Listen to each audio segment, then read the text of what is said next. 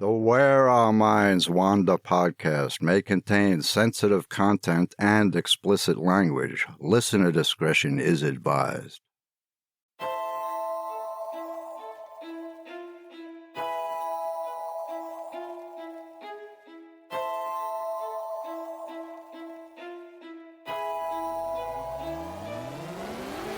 Greetings, fellow wanderers, to the places our minds wander.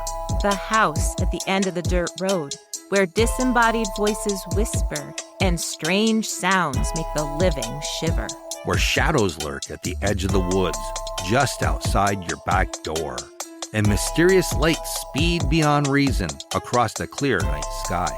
Odd events throughout time that lead you down the rabbit hole. I'm Wes. And I'm Beth. And this is Where Our Minds Wander. Hello and welcome to Where Our Minds Wander, all you fellow wanderers. Thank you for joining us, and happy Thanksgiving to all of our American listeners. Yes, happy Thanksgiving. We hope your stomachs are full of good food and your hearts are full from time spent with family and friends. And for tonight's episode, we're not going to do any housekeeping. Woohoo! Yeah, I know. So let's get started with something a little creepy, and then we're going to end with something that's pretty extraordinary. So, Beth, why don't you get us started? All right. In American culture, we are no strangers to the stories of shapeshifters. Vampires and werewolves have been part of our legends since the days of the earliest colonists. Skinwalkers of the Southwest have been part of Native peoples' culture since even before that. So has the Kushtaka of Alaska. But rather than focus on the ones I thought many of you had already heard about, I found myself wondering what other shapeshifters exist in other parts of the world. I knew there had to be dozens, and I wasn't disappointed. You know, I gotta say, there's been times when I've picked on you, and I can tell you're, pretty much on your last nerve, and you give me this look and this body language like you could just shapeshift into something. Really? Yeah. Is it happening right now? It looks like it could start happening, so, yeah. Let's just get back to it. So there are two that I found particularly creepy. So I thought, why not freak you all out by talking about them? Well, that seems like a logical place to start. For us, it certainly is. So picture a warm evening in the summer when you were a kid. Depending on where you live, there's that magical time of night when fireflies take flight, their tiny glowing lights flashing from bush to bush. Maybe, like me and the other neighborhood kids, you chased them, trying to catch one in your hands. You hold it gently, peering into the darkness created by your cupped palms, hoping to see the tiny insect within light up. Then, when you opened your hands, it took flight again, joining dozens of others in a coordinated dance of lights. But what if the firefly you caught was actually an adze? What's an adze, you ask? Simply put, it's an immortal entity that has the power to kill indiscriminately and to possess humans. Yeah, it makes you not want to chase fireflies anymore, huh? Absolutely. If you live in Togo or Ghana, West Africa, it's a real possibility. According to their beliefs, adzes are shape-shifting vampire creatures that can transform from a humanoid entity into a firefly and then back again. An adze in firefly form can enter your home in all kinds of ways, through keyholes and the tiniest of cracks. They are nearly impossible to catch. When it finds a host, it's usually children, but not always, it will suck their blood, infecting them. Once infected, they can soon die. An adze who can't find a sufficient source of blood will resort to desperate measures. They will possess humans. There are all kinds of indicators that someone might be possessed. If you're having marriage problems, for example, or if you are elderly and much younger people around you suddenly begin to die, or if you are extremely jealous of those around you for having more wealth than you. When people are presumed to be possessed, then and only then, an ads can be destroyed. However, once these vampire creatures know they've been detected, they will exit their host, revealing their true form. An extremely agile, hunched-back, jet-black-skinned humanoid creature with razor-sharp talons. Although difficult to catch, the only way to vanquish them is by trapping them with coconut water and palm oil. Although how this is done exactly, I don't know, because I couldn't find anything specific about how to do that. Historians often draw a link between ads' story origins and malaria, although mosquitoes and fireflies are completely different insects. But I found it fascinating that a firefly, something many of us in this country find harmless and beautiful, has such a dark and terrifying reputation in another culture. And it made me wonder if creatures that we feared historically in our country, like black cats, for example, are seen as lovely and harmless in other cultures. So, speaking of cats, I'm assuming ours are in their favorite spots in our family room. Tink is probably curled up in my spot on the couch, and Mouse is most likely curled up on the back of the couch looking out the window. And yes, we have a cat named Mouse. Yeah, that we do. It's much shorter than Cute-Faced Wonder, which was the other contender for her name. Yeah, that's a mouthful for sure. Now, not everyone is a cat person for various reasons, which is totally fine. No judgment here. But in Japan, there is a cat shapeshifter that is pretty darn creepy. Bakeneko, or cat monsters, have inspired all kinds of stories. In one of the more well-known ones, a man named Takasu Genbei couldn't find his pet cat. Strangely, as the months passed and the cat didn't return, Genbei's mother suddenly stopped wanting to socialize. She turned away family and friends, and she would eat all of her meals alone in her room. After years of this upsetting behavior, Genbei decided to peek in on his mother one evening, despite her insistence earlier that she just wanted to be left alone. Expecting to see his beloved mother alone in her room, he was shocked and terrified to find a cat-like monster dressed in his mother's clothes instead, happily and hungrily chewing on animal carcasses. Convinced that this was not his mother, Genbei slew the creature. A day later, the creature's body disappeared and his pet cat returned. Desperate to find his mother and operating on a terrible hunch, Genbei tore up the floorboards of her room, only to discover her remains.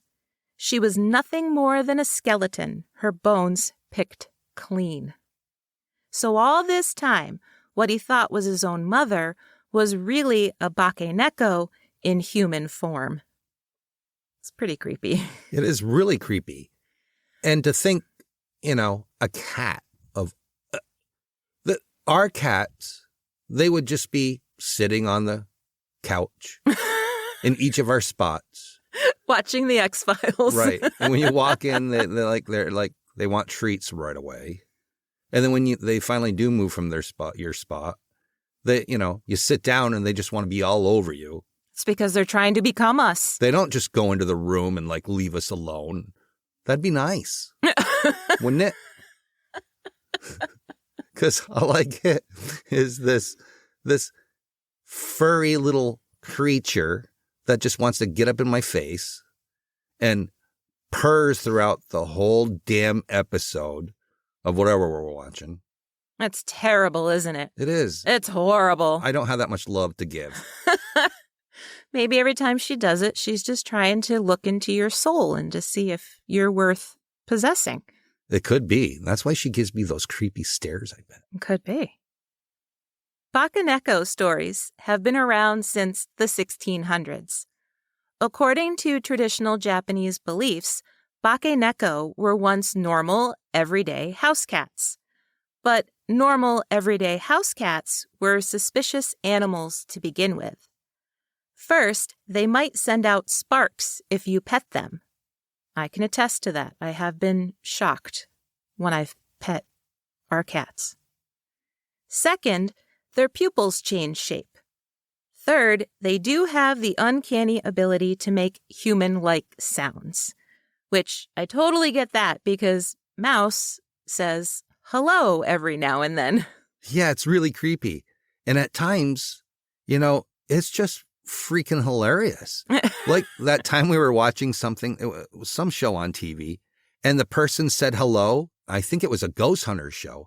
And Mouse just answered back, hello. She did. It was perfectly timed. Yeah. She just stopped what she was doing to answer the TV. It's like, that's just creepy as all hell. It was funny and creepy at the same time. So, according to traditional Japanese beliefs, how do you know if your cat has become a Bakeneko? Well, they must be at least 13 years old and weigh over 3.5 kilograms or 7.7 pounds. They must have an abnormally long, snake-like tail. And you might catch them frequently licking your lamp oil. Now, to be fair, when this criteria came about, lamp oil in Japan for many people was essentially fish oil, so you can't really blame a cat for that. But anyway, a Bakeneko had many eerie powers. For example, they can connive to take over as master of the household. They might even shapeshift into a copy of the master's human form in order to cause confusion and suspicion. When their ability to shapeshift goes undetected, they feel free to kill their human master and replace them indefinitely. This may have been Genbei's cat's ultimate goal. It killed off the mother first, and then it was going to come for him. Right. Yeah.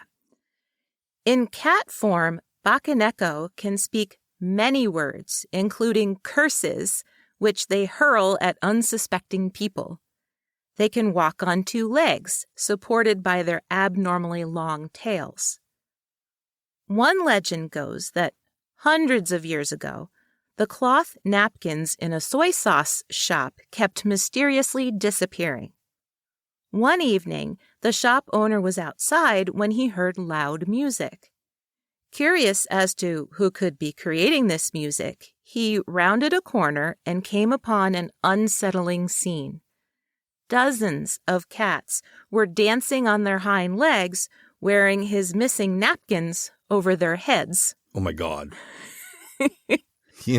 Like those velvet posters back in the day where they had the dogs sitting around playing poker and everything. Yes. They should have a cat version of this. Well, what's funny is that when I first read it, I have to admit that I thought it was amusing and not scary. But it did remind me of the Louis Wain paintings of cats. Right. So Louis Wain was an artist who painted cats doing all kinds of human-like things back in the early 1900s. So the cats were having tea parties or they were playing golf or whatever. And I did spend a few minutes looking online because I vaguely remembered seeing cats in some of his paintings with napkins on their heads. But I was totally wrong. They're wearing bonnets and top hats, but no napkins. So I think I was confusing two different things. But I did find many paintings done by Japanese artists, and they have the cats dancing with the napkins on their heads. But anyway, after that diversion, back to a Bakeneko's powers. While in cat form, if one walks past a deceased loved one, they can resurrect them. And by simply swishing their long tails, they bewitch people by just simply twitching them back and forth like a form of hypnosis. They can live among wolves in the mountains, working with them to attack weary travelers, and they can also exact revenge. Another popular Bakeneko tale is that of a poor farmer who borrowed money to save his village after their crops failed. Even though he repaid his debt, the wealthy man claimed he didn't, and as collateral, he took their land. The farmer died of despair, and his wife went to see the magistrate. However, the wealthy man beat her to it and bribed the magistrate to rule in his favor. She didn't give up, though, and went above him, only to find herself accused of many crimes and then falsely executed. Her loyal calico cat transformed into a Bakeneko and systematically went after everyone who had wronged her, causing them all to be ruined. The popularity of Bakeneko legends didn't go without repercussions, though. In the 17th century, it was encouraged and acceptable for people to dock kittens' tails in the hopes that it would prevent any shape-shifting. So if they shortened their tails, they didn't have to worry about them growing abnormally long. Yeah, which is kind of sad. It is sad. It was also popular to predetermine how long you planned on keeping a cat as a pet, and generally it was less than 7 years, because only older cats were capable of becoming Bakeneko. So, thankfully, stories of Bakeneko began to change, and many legends were told about them where they only sought revenge on cruel humans. Also, tail docking was stopped and it was made illegal, thankfully. Today, the Bakeneko legends aren't widely believed like they once were, and there are even some Tokyo districts, like Kagurazaka, that throw an annual 2-day festival in their honor. Held in October, festival goers dress up like all kinds of cats, both Bakeneko and the friendly family pet kind, and parade through towns. In 2018, the festival had 20,000 participants and 105,000 spectators. That's a lot of people. To dress up like cats and to watch people dress up like cats? Yeah. So, there you go. 2 shape-shifting entities from 2 different parts of the world, and both are somewhat disturbing in their own ways. But now, I just want to go have a serious heart-to-heart chat with our cats, and I'm going to let them know that I'm onto them. There will be no shape-shifting cats in this house that go around walking on 2 legs. And if you start shedding or your eyes start glowing in the dark, I'm out of here. Yeah, maybe if I take their hair that's been shedded and save it up for a couple months, I might be able to put something together. You never know. You planted a seed now. Right.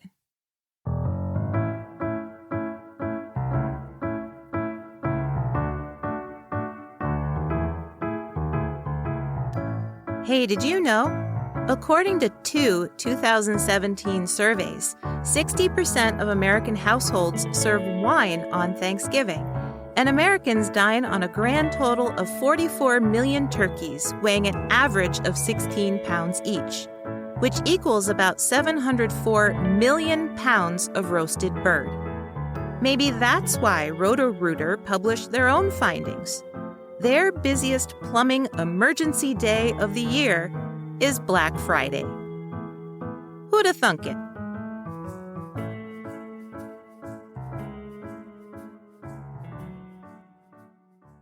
We didn't have red wine or turkey for our Thanksgiving. We had corned beef, and it was delicious. That it was. So we don't have to worry about Roto-Rooter coming to our house. Well, that doesn't mean that Roto-Rooter still won't be coming to our house. Well, that may be true. So, my dear, what are you talking about tonight? During World War II, the British Royal Submarine HMS Perseus was patrolling the waters of the Mediterranean in November of 1941. On board were 59 crew members and 2 passengers. This wasn't the Perseus's first rodeo. She had been in various parts of the world for 11 years. But on December 6, 1941, as she was transporting supplies between Alexandria and Malta, disaster struck. As the Perseus rose to the surface at night to charge its batteries, it skimmed the surface off the coast of the Greek island of Kefalonia. At around 10 p.m., she hit an Italian underwater mine, which ripped open a hole in the bow of the sub. The explosion caused the submarine to sink horribly to the bottom of the ocean, killing everyone on board, except for one man, 31-year-old John Capes. His survival story, somehow rising to the surface, swimming 8 miles to Kefalonia, and hiding on the island for 18 months, was doubted by the military, newspapers, and historians for decades. There was no way that anyone could have survived the sinking, except John Capes really did. The first irony is that Capes had no intention of even joining the Navy. In 1941, he accidentally hit a horse and cart with his car. The ongoing war meant that his case would stay unresolved for quite a while, and rather than hold him in a jail cell, the court ordered that he enlist. Rather than the rank of officer, which someone from his wealthy background might expect, Capes was a leading stoker. Stokers were responsible for feeding coal into the engine room furnace, as well as having mechanic duties. Capes was assigned to another submarine, the HMS Thrasher, to wait until his court case was picked up again. On November 26, he was ordered to return to the Thrasher, and so he boarded the Perseus to hitch a ride. The second irony is that because Capes wasn't technically a crew member aboard the Perseus, he wasn't given the usual bunk assignment. Instead, he slept in an empty torpedo rack at the back of the ship. Capes had been drinking quite a bit on December 6, 1941, and he was laying in his makeshift bunk when suddenly an explosion shattered the air. The submarine felt like it twisted around him before plunging down into the depths. Capes described the ship hitting the ocean floor with a nerve-shattering jolt that threw him from the torpedo rack. Then, everything went black as the lights went out. That's got to be one of the most terrifying things in the world. I mean, you wouldn't get me on a submarine in the first place. No way. But because what chance do you have at survival? You're down in the depths. Not much. Nope. No. Not a position I'd want to be in. Now, Capes managed to grab a flashlight and make his way to the engine room. It was filling with rising water, and Capes could initially see that there was no survivors out of the dozen men trapped inside. He could also see that the pressure was building on the other side of the closed engine room door. Jets of water sprayed in around the edges of the door. But he continued to look for fellow survivors, and he did find 3 fellow stokers who were injured but alive. The 4 of them quickly donned Davis submarine escape apparatuses, otherwise known as the Davis device. This basically was a rubber lung attached to an oxygen bottle with a mouthpiece and goggles. And if you've ever seen those, they're pretty rudimentary looking. Like they just look like floaties you would wear in a pool. But you could see where they'd be effective, at least getting to the surface. Yeah. Well, hopefully. Yeah. The depth gauges on the Davis device registered a little over 270 feet. And to this point, the furthest depth the apparatus had successfully been tested at was 100 feet. Holy crap. I know. But here's the third irony. The gauge was broken. They were really 170 feet below the surface. So only 70 feet further down than it had been tested. Right. Okay. Well, that's better then. Right. Yeah. However, Capes had no way of knowing that, and for years, naysayers threw that fact in his face as proof that he was making up his survival story. Oh, because he was saying he was 270 feet below the surface, and they were saying that's impossible. Right. But really, he was only only Yeah, only 170 feet. That sucks. That it does. So, of course, they were saying, oh, there's no way it could happen. But Capes knew it did, and he insisted that it did. Right. So, thinking fast, which is amazing considering Capes was allegedly intoxicated, he flooded the compartment and single-handedly opened a broken escape hatch. He pushed all 3 of his fellow stokers through that hatch first. Then, after another gulp of rum, he forced himself out through the hatch. He said later that his ascent to the surface was fairly quick. The Davis device worked very well, although it was extremely painful. He said the pain was to the point of agony. When he broke the water's surface, he was shocked to find that he was completely alone. Oh my gosh. All he could see in the darkness were white cliffs way off in the distance, 8 miles in the distance, to be exact. But he felt he had no other choice but to swim for land, so that's what he did. The following morning, on the shore of Kefalonia, 2 fishermen stumbled upon an unconscious man. John Capes was still alive. That's freaking amazing. So he goes through all of that and then swims 8 miles to an island. You got to do what you got to do to stay alive. God, by himself. Right. However, Kefalonia was occupied at the time by the Italian army. Desperate to evade capture, Capes dyed his hair black and relied on the kindness of the Greek islanders to hide him. Capes said, quote, "Always at the moment of despair, some utterly poor but friendly and patriotic islander would risk the lives of all his family for my sake." Wow. Sounds like he was a humble, thankful person. Well, he's got a lot to be thankful for. Well, yeah. One family even gave him a donkey named Marika. The only catch was that he had to promise not to eat her. Now, he stayed hidden for 18 months and lost 70 pounds during his stay, but still, he did survive. Then in May of 1943, the British Navy managed to smuggle him off the island by boat, sending him on a 400-mile roundabout route to Turkey before he could return to the base in Alexandria. For his ordeal, John Capes was awarded the British Empire Medal. Now, I looked it up, what that meant during World War II, and it was awarded for meritorious service. So basically it was given to people for doing a good job. That's right. Okay.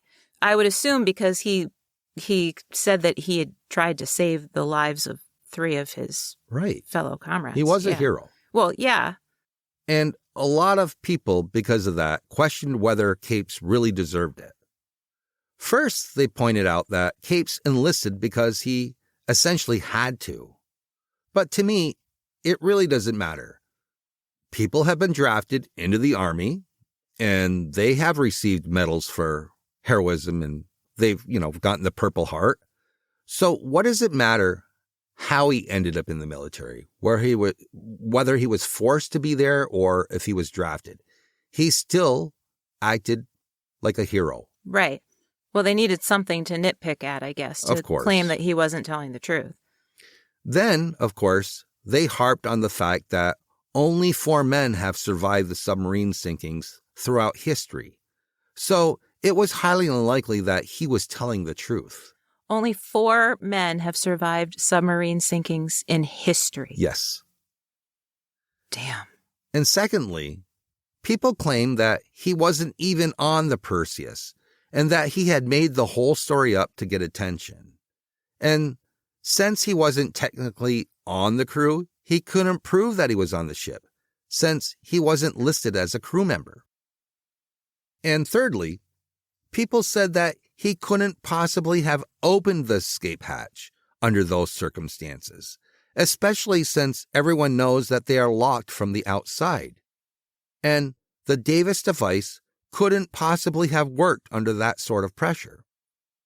And lastly, there wasn't a single living witness to corroborate any of his story. It was too convenient that he was the sole survivor. People can be jerks. Oh, that they can, hon, yes. I mean, seriously. So, for the rest of his life, John Capes stood by his story. He passed away in 1985, and he was still considered by many to be a teller of tall tales. But then in 1997, something remarkable happened.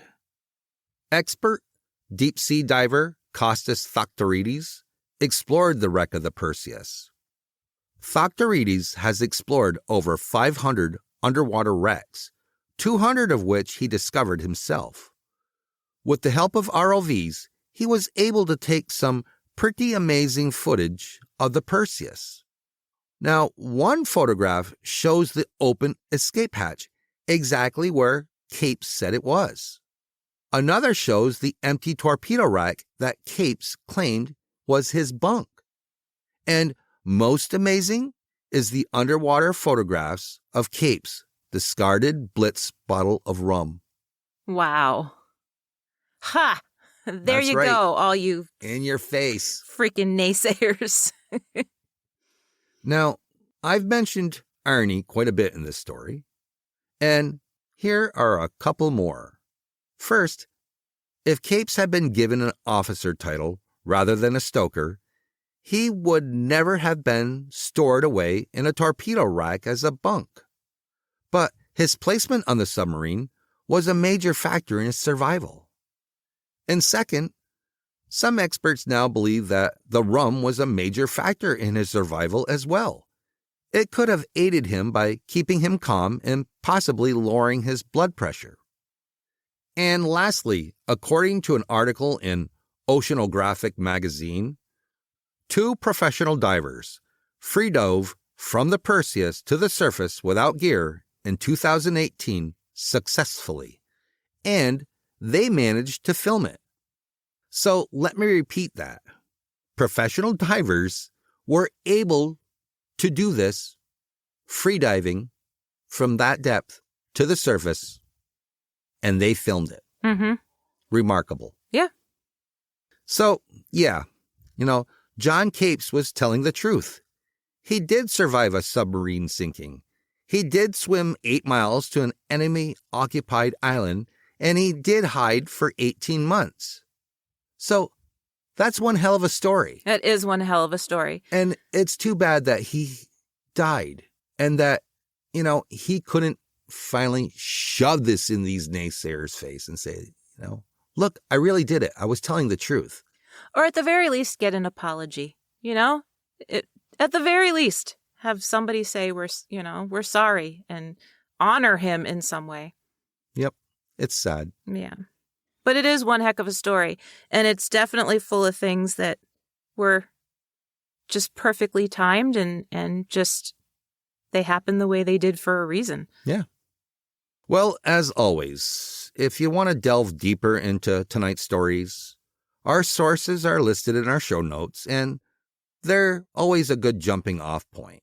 They are. Usually I'm the one that says that. You took my line this time, which is totally fine. I'm okay with it. Well, that's what happens when you sit over there and wait too long. I figured you're trying to become me. Some of that shape-shifting stuff. If you could become another human, I think the last person you would want to become is me. Oh, no, dear. I totally want to be you. For 5 minutes. Yeah. Yeah. I love you. Well, with that said, that about wraps it up for this episode. Join us again next week for an all-new episode of Where Our Minds Wander. See you soon.